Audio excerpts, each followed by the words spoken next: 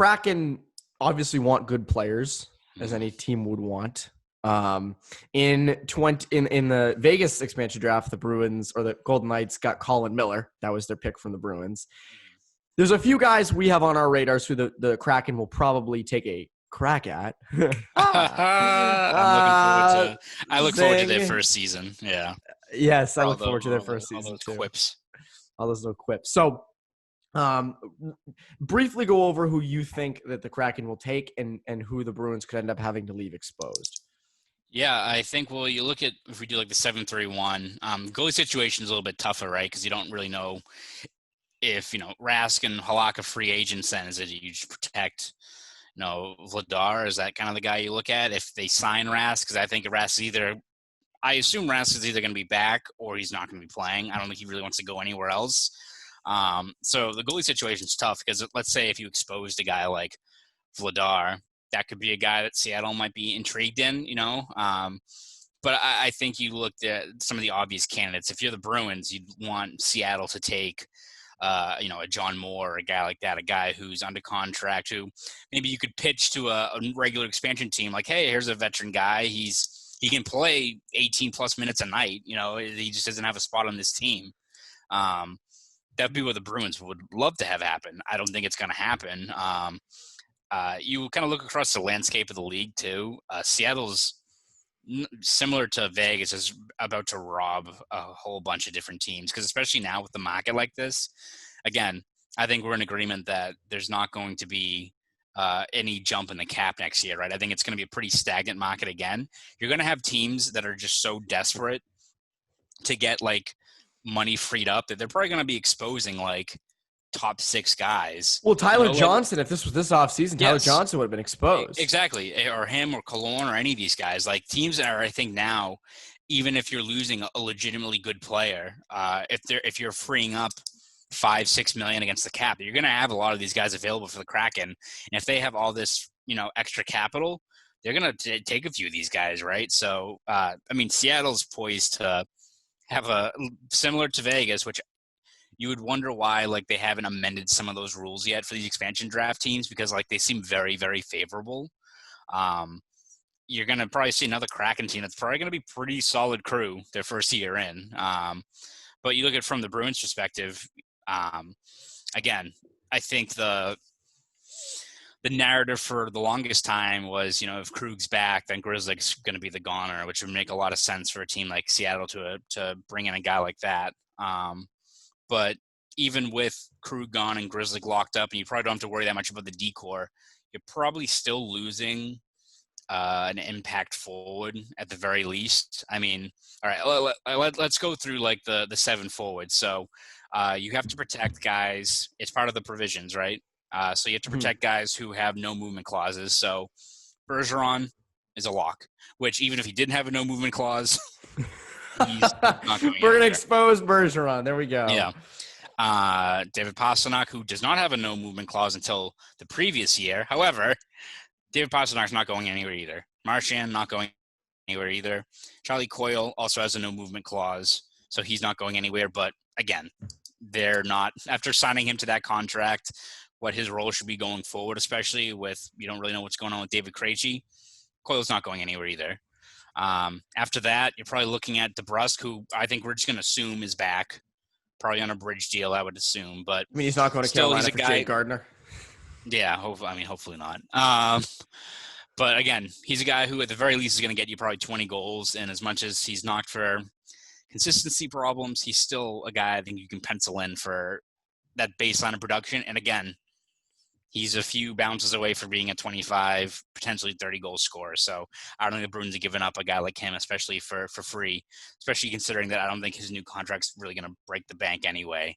Mm-hmm. So then you kind of are stuck in this spot, right, where you pretty much have 2 more spots to go with like 3 possible guys. So I think the 3 guys are Craig Smith, who I think we're both high on.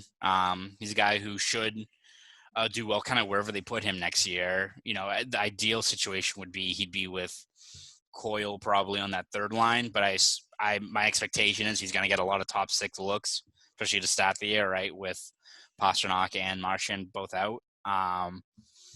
But so you got him who is probably going to produce, probably going to help out this team a lot. He's going to be 31 this year, so maybe we'll see how that kind of factors into whether you cut bait after a year or something with it. But ideally, the Bruins signing him to a 3-year deal at good value.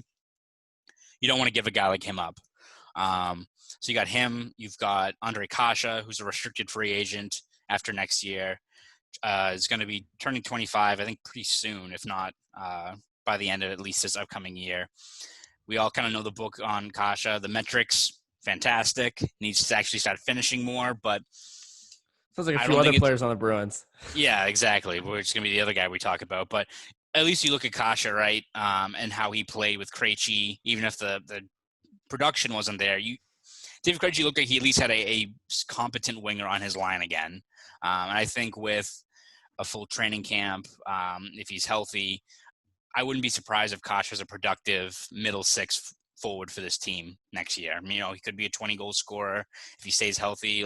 That wouldn't shock me, especially if he's put in a role, and especially in the top six, if that's where he lands. So that's another guy who, ideally, considering his age, his potential, the fact that as an RFA, his new contract's probably not going to really slam you in terms of your cap space. He's another guy you really want to get rid of. And the other guy is Anders Bjork, who is probably maybe is the most likely. It all depends on what he puts forth this year, because he's very well could be a guy that breaks out, especially if he's, just stuck with a guy like Coyle for the whole year. I think he probably played one of his best games as a Bruin in their last game, that overtime loss to Tampa Bay. I mean, that Coyle line was dynamic throughout the game. Again, I don't expect he's going to have like a breakthrough, like he's going to score 20 goals and 45, 50 points, but he's still a guy that I think you watch him, again, needs to start bearing those chances more. But there's a lot of potential there. It's not like he's a project. He's a guy that I think with more reps is still going to be a productive NHLer, even if he's in kind of a third line role. So I think you have to pick pretty much 2 out of those 3 there in terms of who you end up protecting, because I think a few of the other guys that would be exposed, Richie, if he plays enough, Wagner, who I don't think Seattle would take as a fourth line guy, considering who else would be out there. I think if you're Seattle, you definitely get cheaper for fourth line. Yeah, exactly. On the open market. Exactly. So I think for Seattle, if you're looking at, it's a tough situation for the Bruins, right? Because let's say, Kasha and Smith score 20 goals, and Bjork, who's younger, who's on a really cheap deal, gets 35 points and is valuable. Like, who do you kind of value there? Is it the 2 younger wingers and Smith, who's going to be 32, you part ways with? Like, it's not like a set in stone decision now. And if these guys progress how they should, it'd be even a tougher decision if Bjork really kind of comes into his own this year. I think it's as you said, it's a difficult decision, but I think it depends on how this season goes for the Bruins. I mean, if the Bruins do well this season, make a real push for the cup and show that we can make a push for the cup next season and then the year after, then I think it's Bjork. But I think if the Bruins go out this year and are not, top of their division, are out in the first or second round, don't show a lot of promise, you wonder about the future of Krejci and Rask, then it's Smith. Then I think you expose Craig Smith for salary cap purposes. Yeah. But I mean, right now the easy decision is probably Bjork, just out of what we know and what we have so far. Because again, Kasha has that potential, and he's shown it in Anaheim. And also, I think for a guy like Bjork in Seattle, it'd be a great fresh start for a kid like him. I mean, I think legitimately going to a new team, definitely being in their top 9, if not top 6, depending on how he does this year, I think could be really helpful for a kid like him.